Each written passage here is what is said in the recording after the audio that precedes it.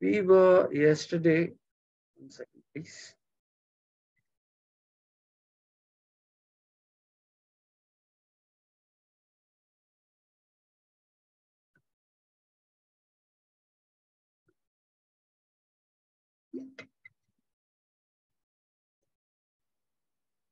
We were yesterday talking about Aristotle.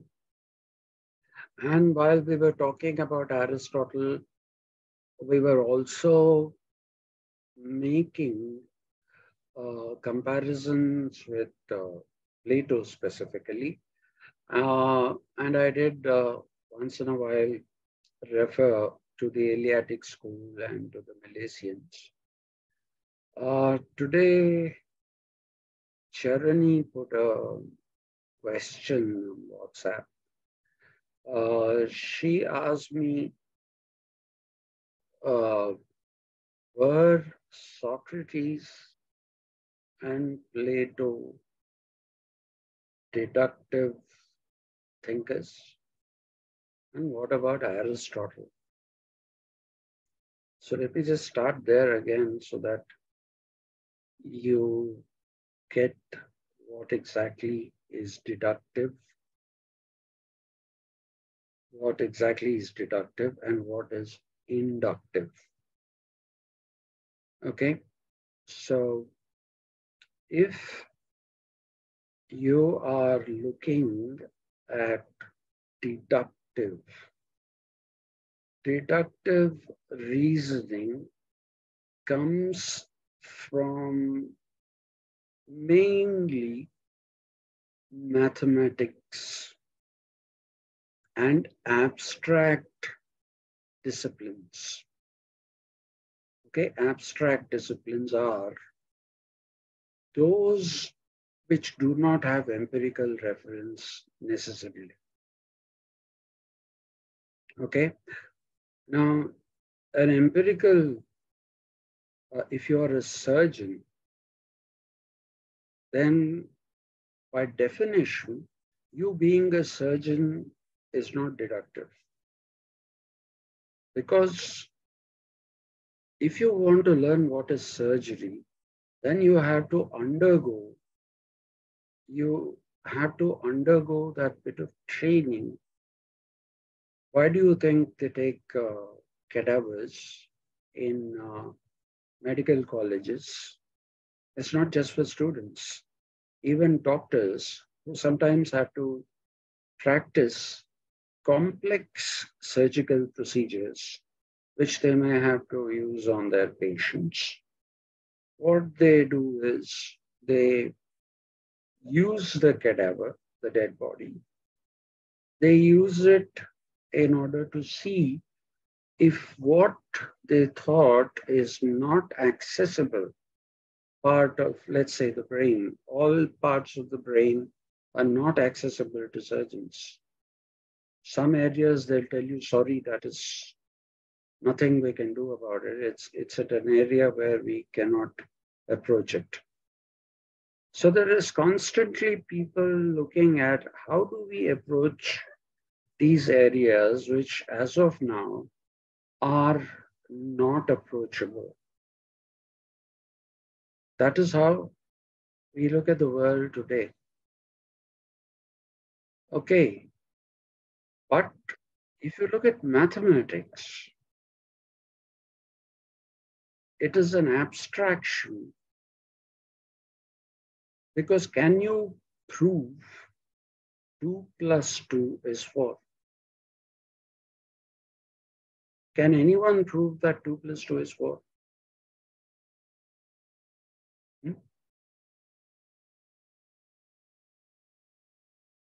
So these disciplines like mathematics, all of those which logic, all of those which depend upon deductive reasoning and use abstractions, they do not have an actual concrete basis. they have, if you take it as mathematics, for example, that is purely axiomatic. 2 plus 2 is 4. If I say, how is it 4? Why is it not 5? You can't answer me. Nobody can answer that. It is an axiom. An axiom is a given proposition. Okay, so the whole of mathematics comes from axiomatic thinking. Now, when axiomatic thinking has been applied to society, when you have tried to understand what society is and what is ethically good, as in the case of Plato, if you are trying to do that, then you are being axiological. Axiological is using the logic of an axiom. Okay, so if Aristotle tells you, though Aristotle is an inductivist, he's not a pure inductivist.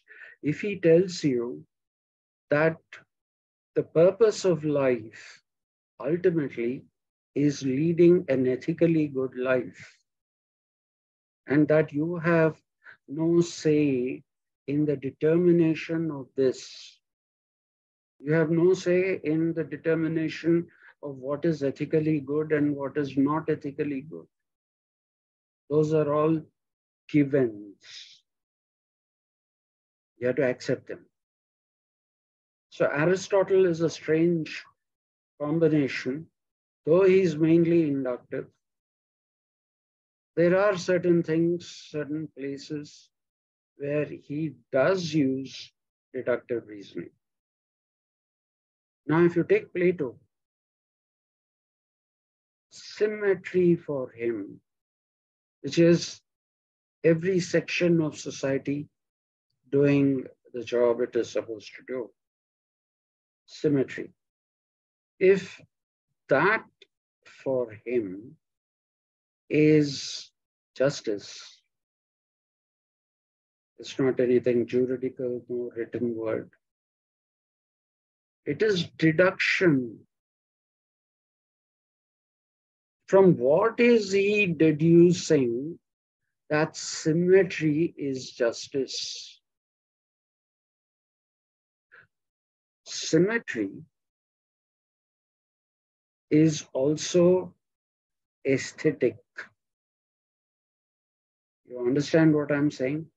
Aesthetic is that which is good to look at. Okay?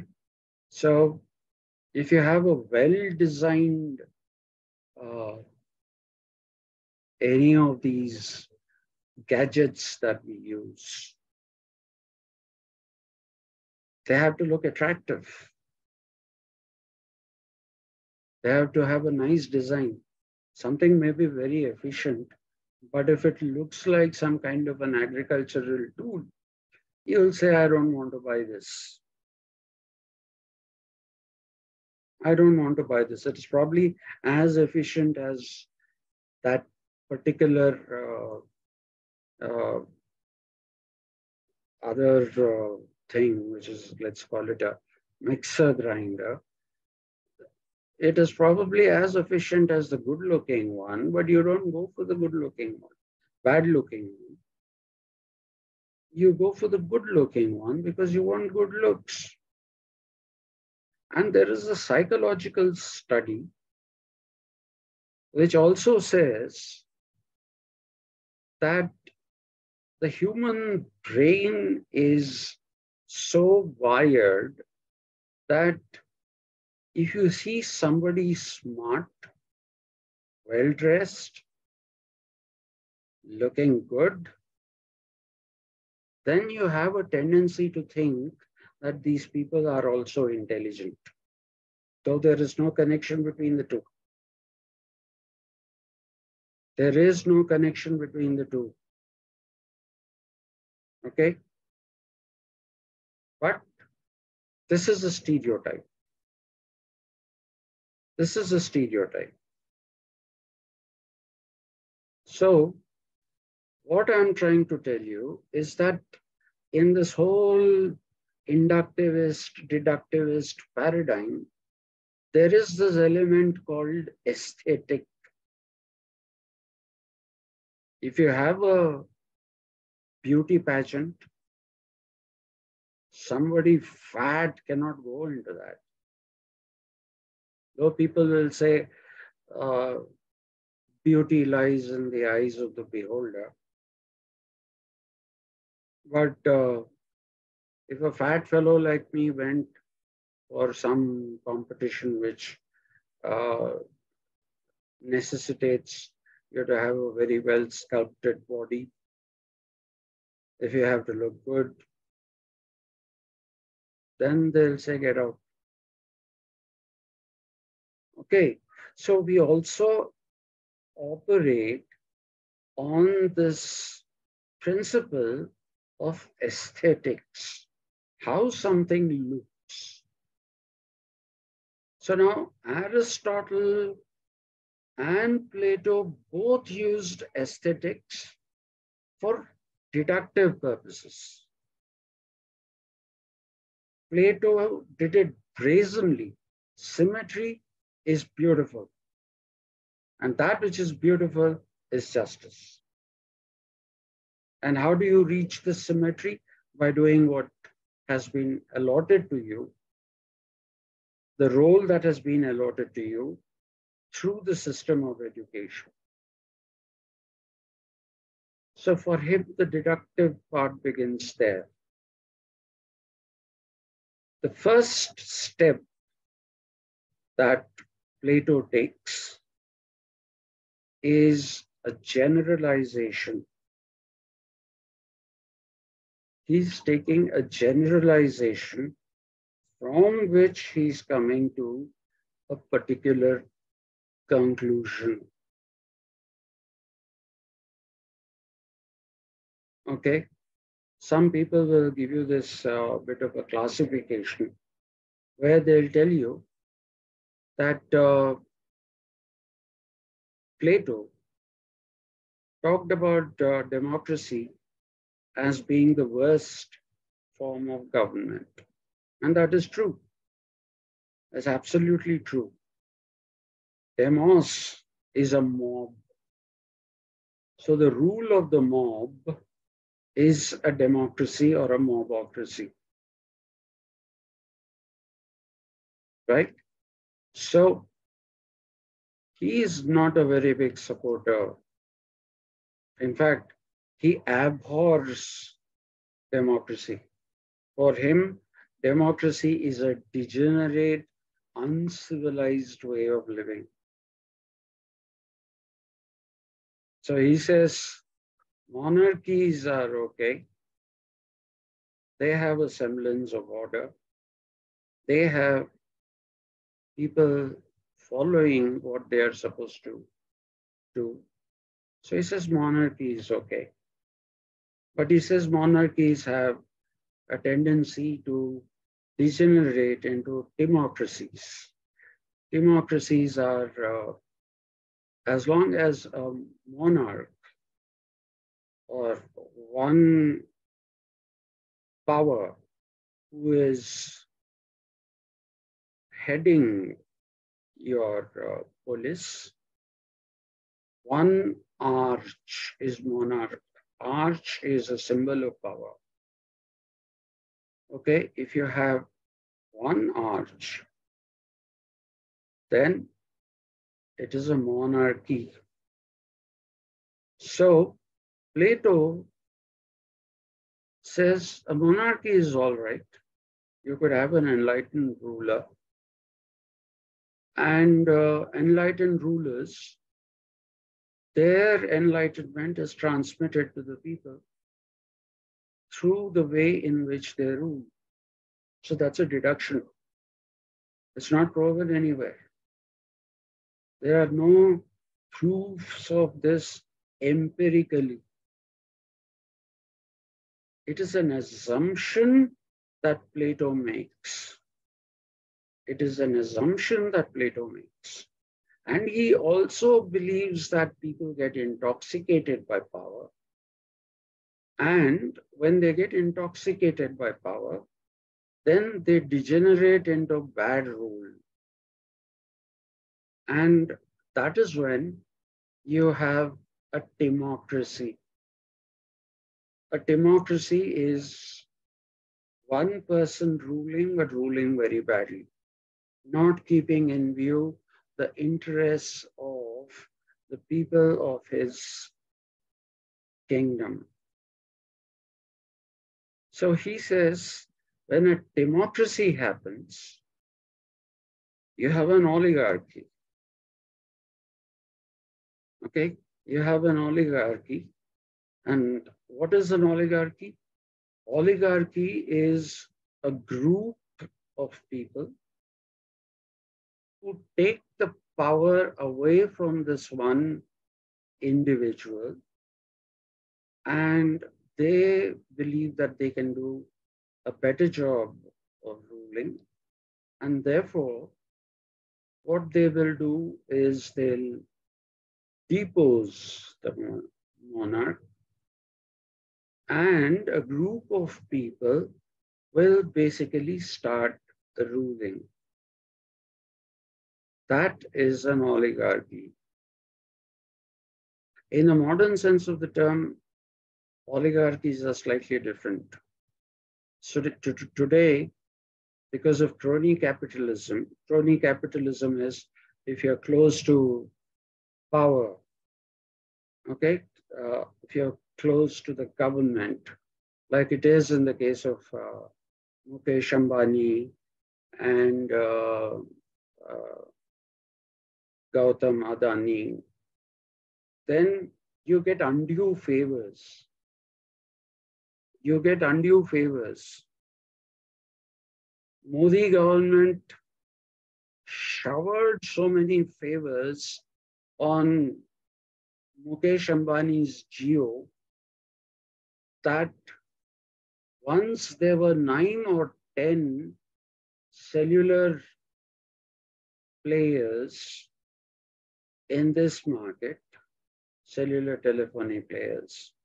Now it's reduced to 3. It's reduced to 3. Why? Because it started giving all kinds of SOPs, concessions to Jio. I don't know if you remember, initially you could make a call, take a call free of cost. So everybody got themselves a Jio SIM. Why waste money? And that was supposed to be for a period of 6 months as testing. Since you don't want to make guinea pigs out of people, you test without taking money. But what do? They extend it to nearly 2 years. And by then, everybody is hooked to Jio. Jio comes out of nowhere and becomes the topmost company. Vodafone Idea is likely to disappear in a few days. This is crony capitalism. Cronies are friends. When you give undue favors to your friends, they benefit at the expense of others. Yet we call ourselves a democracy. Okay, so crony capitalism is a very, very good example of a degenerate rule. You have a commission which is called the competitive, I forget the abbreviation, the competitive monopoly restrictions Commission. It says everybody should be given an equal opportunity. Okay. But when the government itself is giving you special benefits, then what will you do? You can't do much. So that is oligarchy today. Okay, though we are a democracy, procedurally we are a democracy, but increasingly in terms of our content, we are becoming or have become some kind of an oligarchy. We have become an oligarchy because there are some people who are more powerful than others and they can do what they want. If you take America, a classic case of a modern oligarchy, they say they are the second biggest democracy in the world. Yet 538 people in America vote for the president. That is a joke. 538 people vote for a president, and after that, at least here, when we need to have ministers, they have to be elected. They have to be elected members in order to become ministers. What about America? You can take anyone you like. You'll say this man is very good in his field, and as a secretary and advisor to the president, he will bring about a lot of positive changes. So as a result, if you see the history of America, from 1968 onwards, it is the consortium of banks headed by Goldman Sachs, headed by this particular bank. They have picked up who's going to be the Secretary of State for Finance. The American president also has no say in the matter. In 2008, when the subprime housing loan crisis happened, everybody thought if Obama wins, he'll bail out the poor people who couldn't pay the installments for the houses that they bought. Instead of doing that, Obama basically bails out General Motors, Chrysler, corporations. So that's what Noam Chomsky calls, in America, he says, American democracy is run by corporations. The interest of large business houses. And he wrote a book called Manufacturing Consent. Please try and read it if you want. It's a wonderful book. America has this nice veneer where it looks like they have a tremendous democracy. No.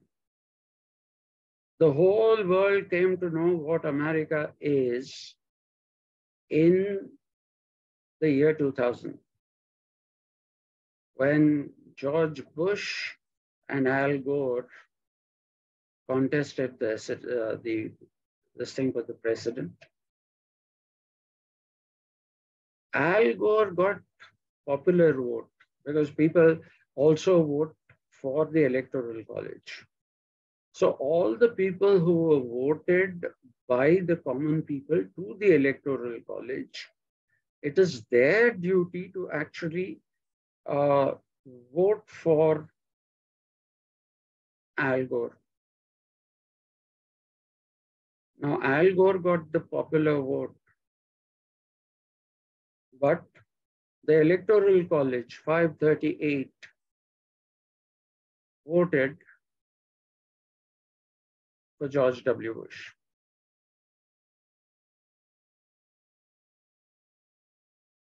And Al Gore went to the Supreme Court, and the Supreme Court said, listen, there's nothing called a popular vote that is recognized by the Constitution of this country. The only thing it recognizes is the fact that you are elected by the electoral college or not. Popular vote and all, we don't know. So George W. Bush is the president. Similarly, when Trump became the president, Hillary Clinton had more than 2.5 million popular votes compared to Donald Trump. But Donald Trump won because the Electoral College voted for him. And given the Supreme Court verdict at the time of Al Gore and George Bush, this time Hillary Clinton said, okay, there is a precedent which says what matters is only the vote of the Electoral College. So she just didn't even contest it. She just stepped down. I mean, from the race. So these are new oligarchies. These are new oligarchies. But the Greek oligarchy is a different kind of an oligarchy. What we commonly call citizens, is not a word you can use in the context of Greece. I told you the politeia is not the republic. Similarly, there is no citizen because where is the city? If you're living in a city, then you're a citizen. So what is the Greek word for it? The Greek word for it is politeia, P-O-L-I-T-A-I.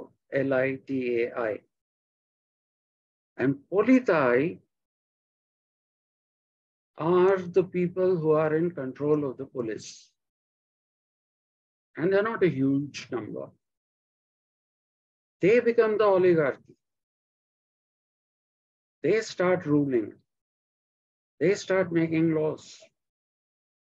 They start telling people what is right and what is wrong.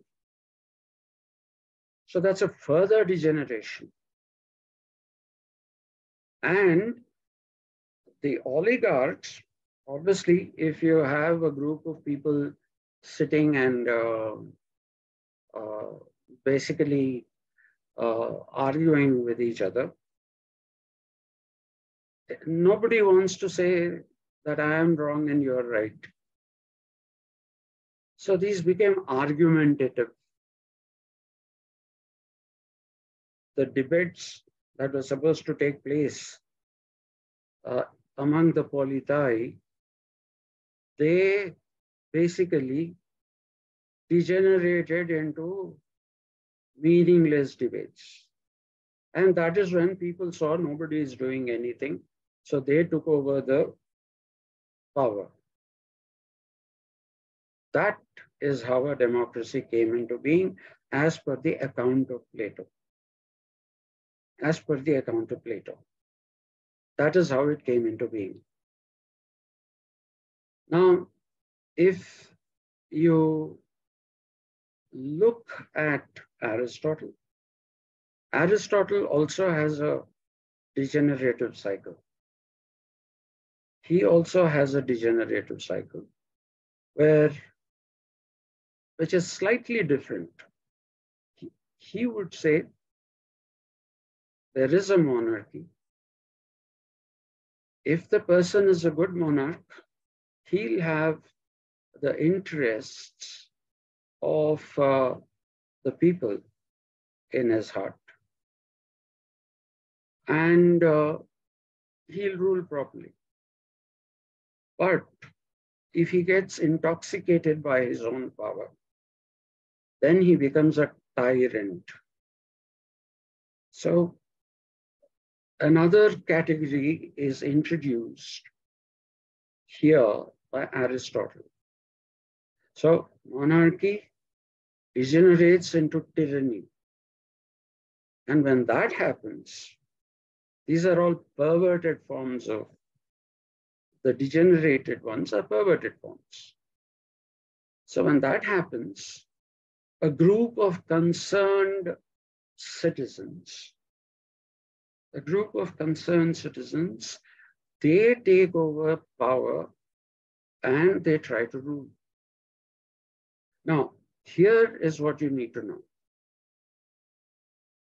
When they take over power and try to rule, this is the politeia aristocracy, according to Aristotle. Politeia for Plato is oligarchy. When people take over and start an aristocratic way of government, that becomes the rule of the politeia. And that degenerates into what we call oligarchy. Now, when it degenerates into oligarchy, what Aristotle says is that people will take the power over from this corrupted politeia, and they will usher in, they will elect somebody from within themselves, not necessarily an election, probably a selection. They'll select somebody to rule them. That is what Aristotle calls polity, P-O-L-I-T-Y. That is Aristotle's idea of what a polity is. A large group of people ruling with the interest of everyone. And when this polity degenerates, then it becomes a democracy, which again is mob rule. Now, what is interesting in this comparison between Plato and Aristotle in terms of their systems of what is what, both of them are looking at degenerative cycles. Okay? But Plato, with the exception of monarchy, everything is in some way or the other degenerate and perverted. But if you look at Aristotle, Aristotle says Plato is asking for too much. When you say you want this ideal state where everything is good, everything is a cornucopia. Cornucopia, according to the Greeks, is a trumpet-like thing from which everything grows. Society is rich. So for him, polity is the best possible form of government. And he further qualifies this by saying that you should encourage people to walk on the middle path, that which is called the golden mean. Aristotle has the concept of the golden mean. You know what mean is, right? Mean, mode, statistics. The middle part is the mean. Okay, so he says the idea is to strike the golden mean or the middle path. Why? If you do that, everybody in society has something to lose. They have something to lose. And you see, if you look at revolutions, people who don't have any money, people who don't have a life, they are the ones who are the first revolutionaries, because they have everything to gain and nothing to lose, even if the revolution fails. But Aristotle believed that revolutions should not happen because then they disturb the peace and tranquility of life.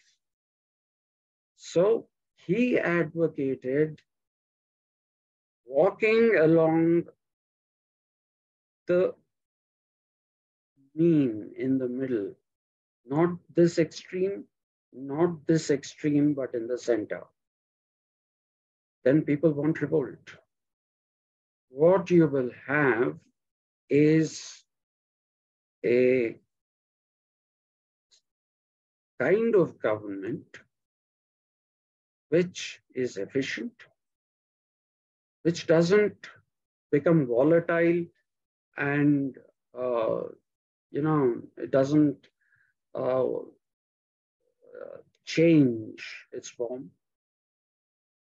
So he believed that the polity is the best possible form of government. The polity is the best form of government for him.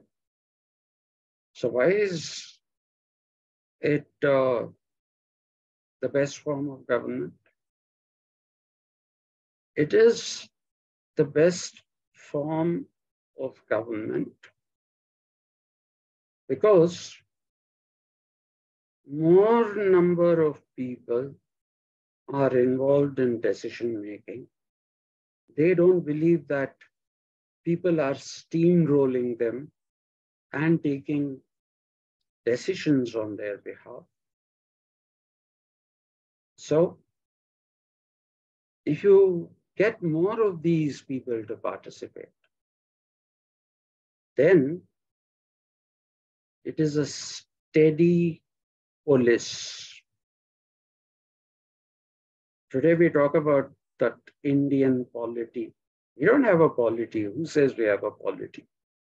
We are a nation state, not a polity. They are completely different things. No country anywhere in the world is a polity today.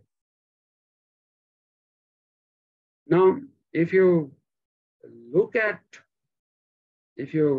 basically look at the difference between Aristotle and Plato, Plato is deductive because he starts with a generalization. You should have the best possible state, which is the ideal state. And the ideal state is the real state. Ideal is the real in Plato. Okay? He doesn't want to compromise on that. Anything from moving away from that, he would say is degenerate. But Aristotle is a pragmatist, not in the negative sense of it. He's more of a practical thinker. He believes that what Plato wants, what Plato desires, might be a very good thing. But what is the likelihood of that happening?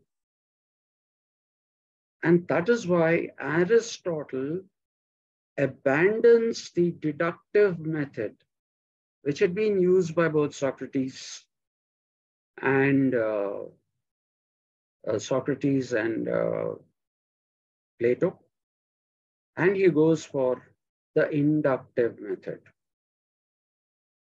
The inductive method, let us try and understand what or how exactly did Aristotle study, or how did he arrive at this whole inductive methodology, and how did he arrive at this idea of a polity as being the best possible or best practical form of governance?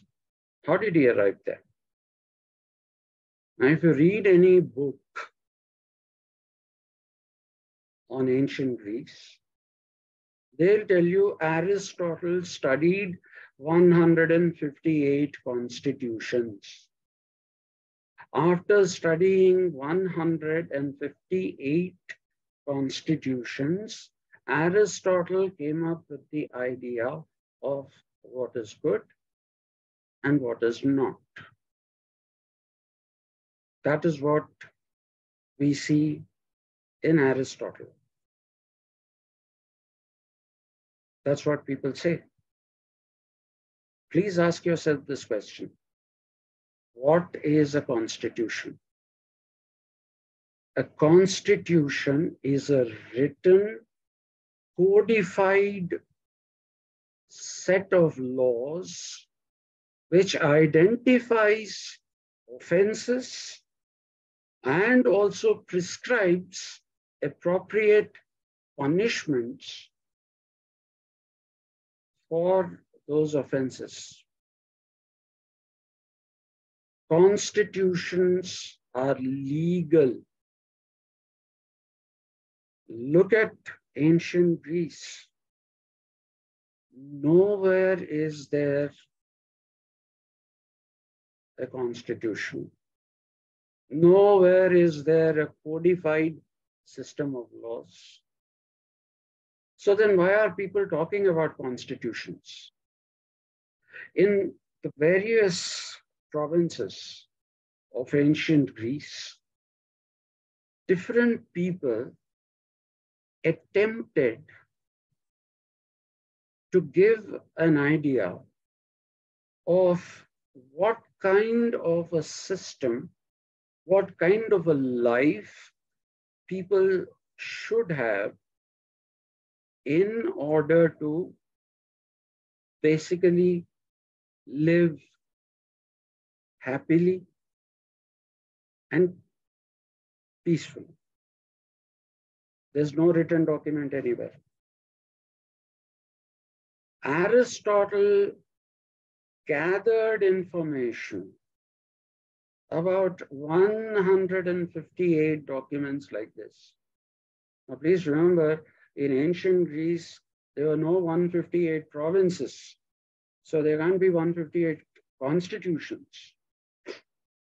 He studied what was going around. Some things were changed, some things were not changed. He studied all those. And it is from that study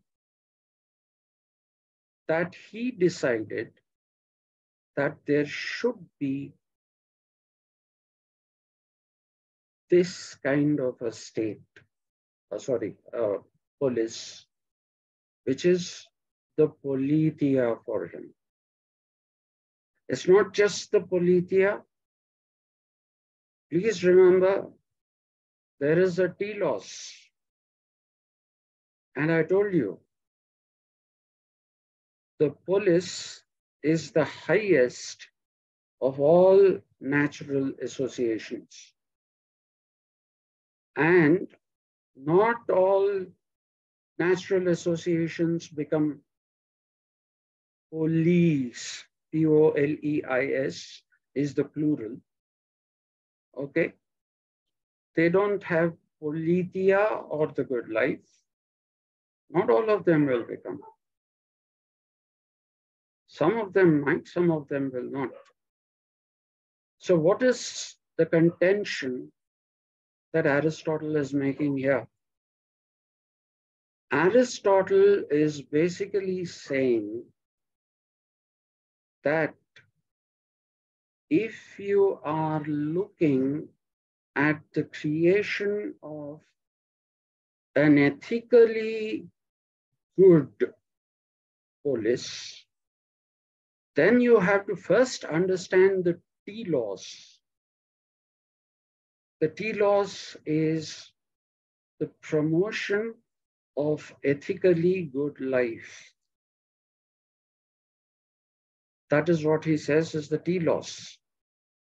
And in order to achieve the telos,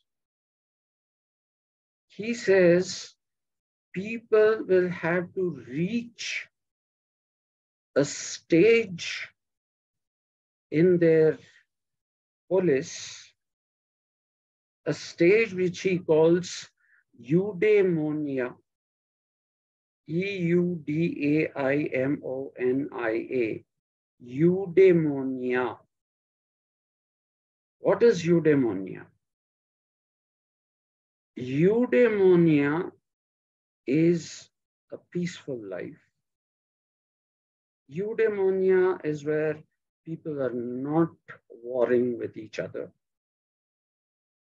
People are not competing for things and saying, I want more, you have more. No. Eudaimonia is a state, not as in a capital state, or it is a condition in which people are living a contented life.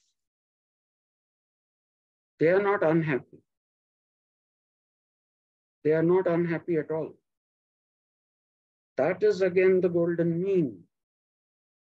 If people are not unhappy, people will not revolt. If people are unhappy, people will revolt. Okay, people will revolt if they are unhappy. But eudaimonia through politeia, when that is the telos, the end goal of the polis, then he said a good polis will breed good politeia, which is, I told you, translated as citizens. And good politeia in return contribute to the good of the polis. So what you find this normally in books is that Aristotle said a good state breeds good citizens, who in turn breed a good state again. Okay, so there may be inductive, deductive. Nobody is a pure inductivist and pure deductivist there. They have, Plato is predominantly deductive. Aristotle is predominantly inductive. Obviously, good life is your goal. It's not what you're setting for yourself. It's a telos. So that which is a predetermined goal is not your goal. So how can you say that is inductive? It's not inductive. But by and large, his way of looking at society was to make society harmonious, to make life harmonious without any kinds of disturbance in it. So that is the golden mean he was searching for. That is the Eudaimonia. And this is the politeia. So you see, the difference between Plato is that he looks overwhelmingly deductive because of the fact that he relies upon mathematical formulations. But if you look at Aristotle, he looks like an inductivist because of the fact that he looks at society as a biological organism, a large biological organism consisting of biological organisms like us. So that is where the difference is, mainly in terms of method. The difference again is that Plato is unwilling to sacrifice on what he thinks is the best. He says you cannot have something which is the best when it has something which is not really good in it. But Aristotle says we have to aim for the best possible. Plato will say, what is the best possible? It's either best or it is something which is possible. Why best possible? How are you making a differentiation between the best possible and the best? Is a compromise the best? So for Plato, no compromise on anything. Because if you want to be the best, then you shouldn't compromise on anything. But Aristotle says, well, that is a good thought. Is it practical? And therefore, you'll find this painting of the Renaissance by Raphael, where he drew Plato and Aristotle in one canvas. And Plato is looking up at the stars. Plato is looking up at the stars, and Aristotle is looking at the ground, which means the presentation of Raphael is that Plato is a dreamer, Aristotle is realistic. But that is not something you need to accept. Like I said, in terms of purpose, both are same. The promotion of ethically good life. Ethically good life. That is what both want. But the disagreement is on how to get there. One goes mathematically and mainly deductively. The other goes biologically and mainly inductively. So that is the difference. And Aristotle is somebody who basically gave a lot of importance to this activity called politics in the realization of politeia and Eudaimonia. Okay. Plato also wanted the politeia. But look at the activities that are suggested by Plato. Very, very little of it has a political dimension to it. Most of it is ethical. Even in Aristotle, the predominant theme is ethicality, but he gives a prominence to politics as a means to achieve that ethics. So, like I was telling you yesterday, Aristotle believes that everything starts with a primary natural potential and culminates in its finished form. So let me give you what exactly he means here. Because I told you there is a difference in the way in which Plato uses forms and the way in which Aristotle uses form. Plato calls it the realm of forms. For Aristotle, it is the theory of form, not in the plural. Now, if I come to you, I'll give you an example from Aristotle himself with an acorn. Acorn is a seed. Okay, if I hold that seed here and say, look, there is this acorn. What is its shape? What is its form? Form here as in shape. What is its form? So you'll probably describe it as, it's a bit oblong, okay, and it's a little dark brownish in color. That's how you will describe it. But as per Aristotle's theory of form,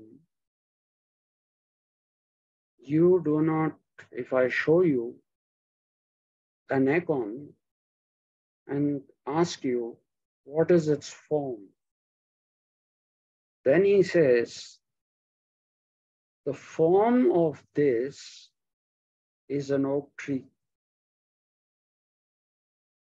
The form of this is an oak tree.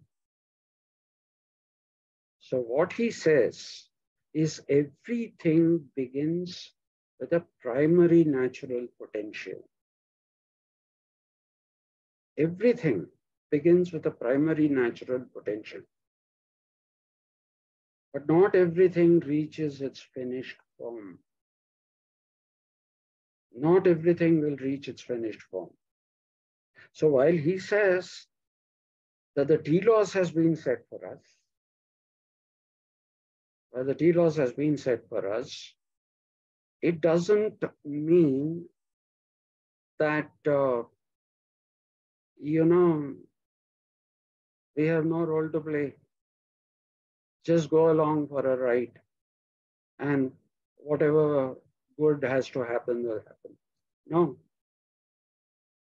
He says the primary natural potentiality of a human being is the human being's sociability. So the primary natural potentiality of the human being is the human being being a social animal. But he is different. He has rationality, which is denied to other animals. So he says the primary natural potentiality of human life is the human being being a social animal. The finished form is when man becomes a political animal. When he becomes a political animal, that is when man is able to discern rationally between what is good, what is bad, what is desirable, what is not desirable. So it is the realization of the meaning of life through ratiocination or through thought. So for him, it's not enough if you say man is a social animal, then you are stopping at the first step itself. For him, man is a political animal. And often in your books, this is the last point, I know you must be bored to death. I want to finish Aristotle, so just let me finish this. If you read most of the books, they tell you middle class. There's no middle class. Like I told you, class is an economic determination. That is the middle path, not the middle class. And the other thing is, I told you that people say Aristotle is retrograde in comparison with Socrates. Because Socrates did not talk about slaves. Socrates talked about empowering women and putting them right on top at the philosopher king group or the segment. Plato is radical, very, very radical. And I also told you, he had some, it was not genetics, but he had some vague idea of what later evolved into genetics when he said, let there be free breeding among the people in the philosopher king class, so that the human race and its quality will improve. You'll create a Superman from a man who's like this. You can create a Superman. That is what makes Plato very, very radical. In the 19th century, Superman, the concept was taken from Plato and used by Friedrich Nietzsche. And people will tell you Superman was created by Nietzsche. No, it's Plato. So that's some kind of theory of genetics. It's not exactly genetics. But if you bring intelligent people together, then you're likely to bring, or rather better, the human race, is what he's saying, which is a big thing, which is a very big thing for his time. So Plato is radical, absolutely. But if you look at Aristotle, Aristotle is retrograde if you compare him with Plato here, because Aristotle did not think about a betterment of life, betterment of quality of life, greater achievements. All these things, they were not thought by Aristotle. Aristotle believed that you just have to lead a life which is ethically good and everything will be fine. And that is why the Christians found favor with him. When we come to the medieval period, I'll talk to you about that. Why people like St. Thomas Aquinas basically believed in Aristotle and the methodology of Aristotle. And Aristotle talks about slavery. But one has to be very, very careful here. If we talk about slavery today, we are reminded the latest instances of slavery are in the USA. till the 19th century, they had slaves. Dutch merchants took slaves from Africa and sold them to the settlers in America. So the black population that you see that ended up in America, they were all slaves. They were all slaves. And they were treated inhumanly. They were packed into ships while transporting from Africa to America. And if somebody fell ill or looked like he won't survive, what they used to do is they used to pack them like sardines. And if somebody looked ill, they picked him up and threw him out into the water from the ship. That is the kind of slavery we are familiar with. Similarly, in the Islamic world, there is this thing called Oriental despotism, which is where a ruler or a rich man who kept slaves believed that you should use and throw a slave. If you try to take care of his welfare, then he'll become unnecessarily expensive. If a slave is not able to do what he's doing, kick him out and get yourself a new slave. That is what was practiced first by the Islamic rulers and later on even by the British. But Aristotelian logic is not this. Aristotle's idea of a slave is one who is not very intelligent and therefore incapable of taking care of himself and his family. So he constructed a master-slave relationship where he said the master will do the work for the slave, mental work, looking after the well-being of the slave and looking after the family of the slave. All of these things were basically advised by Aristotle.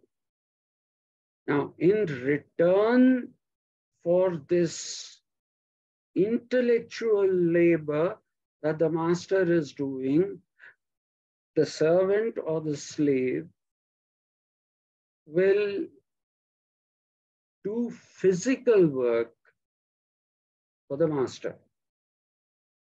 So it's some kind of a symbiotic relationship. It's not like the master is using and throwing the slaves, which is what it became later. But Aristotle's idea of slavery is not that. Aristotle's idea of slavery is those who do not have the intelligence to take care of themselves and their families, they should serve the intelligent who will take decisions on behalf of the slave and his family for their good, and in return, he will ask for some physical labor. Okay then, thank you very much. I'll see you on Monday if you come. All right, thank you. I've finished with Aristotle. We have to do that Hellenistic period, Stoics, and all. That'll take just one class. That's not a very big thing to do. So that's actually a bridge kind of a thing to make a move from Greece to Rome. And similarly, Marcus Aurelius, Constantine, they will not be done in any detail, because that again is a bridge to tell you how the Roman Empire became the Holy Roman Empire and how Christianity became this terribly powerful institution that it did. So thank you very much. See you on Monday. Today's Saturday, right? Yeah. So see you on Monday, 5:30. Thank you.